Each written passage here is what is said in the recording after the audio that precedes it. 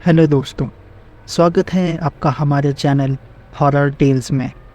तो चलिए शुरू करते हैं आज एक नई कहानी के साथ। कई साल पहले की बात है। मैं कोलकाता के एक छोटे से गांव के एक स्कूल में अध्यापक था। मेरे साथ इसी स्कूल में 4 और अध्यापक थे।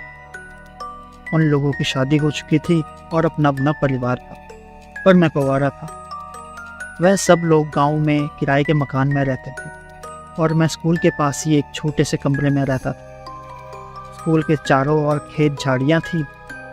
स्कूल गांव से थोड़ी ही दूरी पर था, मगर स्कूल में बिजली नहीं थी, और जिसके कारण मैं स्कूल के उस कमरे में नालटेल जला के खाना बनाता और खाना खाकर सो जाता। एक दिन मेरे दोस्त ने मुझसे बोला कि तुम अकेले इस कमरे में हो, अपना टाइम कैसे निकालते हो? कल से हम लोग खाना एक साथ ही खाएंगे। तुम्हारा भी थोड़ा वक्त गुजर जाएगा और हमारा भी।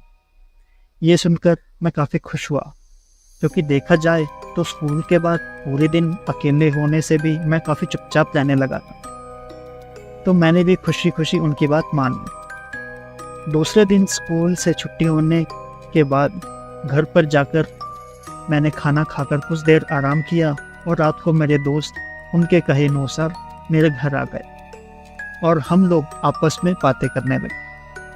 थोड़ी रात बीत गई, तभी ये हमारे एक मित्र ने कहा कि यहाँ पर ना तो बिजली है और ना टीवी, हम लोग बैठकर यहाँ पे क्या ही करेंगे।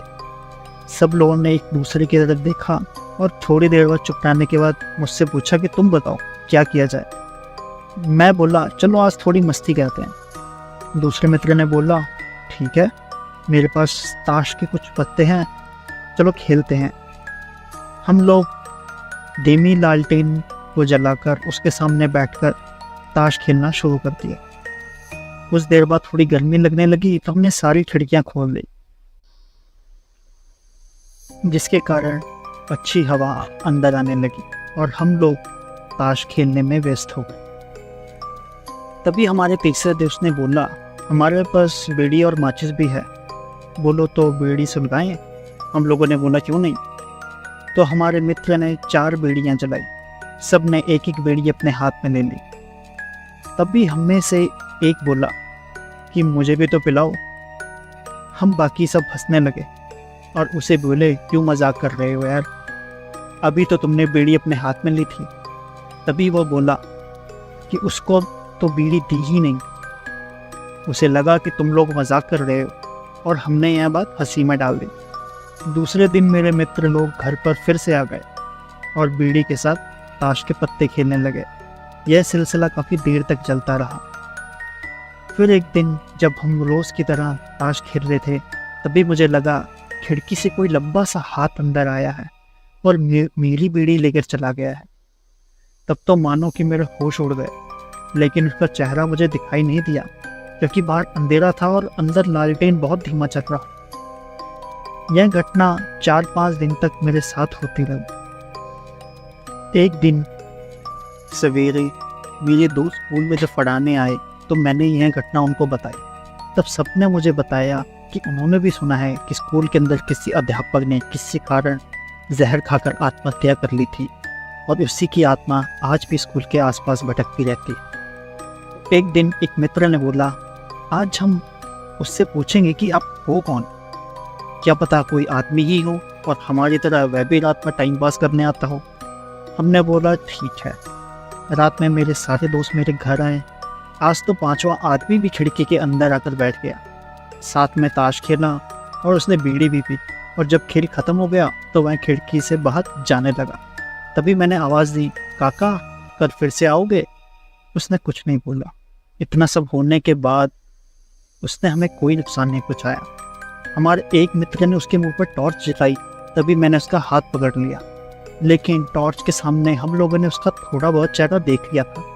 यह सांवले रंग का आदमी था और उसने मटमैली सफ़ेद रंग की धोती पहनी थी और उसके मुंह पर बहुत सारे चेचक के निशान थे। सब लोग बहुत डर गए। सब ने बोला चलो गांव वालों को बताते हैं। तभी मैं बोला कि हमें ये बात गांव वालों को बिल्कुल नहीं बतानी चाहिए, क्योंकि इससे वो काफ़ी डर जाएंगे और हो सकता है कि डर के मारे अपने बच्चों को स्कूल भेजना भी बंद कर दे और ये बच्चों के भविष्य का सवाल है। और ये सुनकर तो कोई अपने बच्चों को स्कूल में पढ़ने भी नहीं भेजेगा। तभी एक मित्र ने बोला, चलो कल से हम खिड़की के बाहर ही बीड़ी, माचिस, ताश के पत्ते रख दिया करेंगे। क्या पता इनको भी इन चीज़ों में दिलचस्पी हो। और दूसरे दिन हम लोगों ने बिल्कुल ऐसा ही किया। रात में वह अंदर खेलने नहीं आया। हम लोग 4-5 दिन में एक बार बाहर वो सामान रख के आ जाते थे। एक बार गांव वालों ने हमें ये करते हुए देख लिया और इसका कारण पूछा, तो हमने उन्हें सारी बातें बता दी। तब से आज भी वहाँ पर गांव वाले बीड़ी, माचिस और ताश के पत्ते हफ्ते में एक बार ज़रूर चढ़ाते हैं और वह आत्मा किसी को भी परेशान नहीं करती। उम्मीद करता हूँ आपको हमारी ये कहानी ज़रूर पसंद आएगी।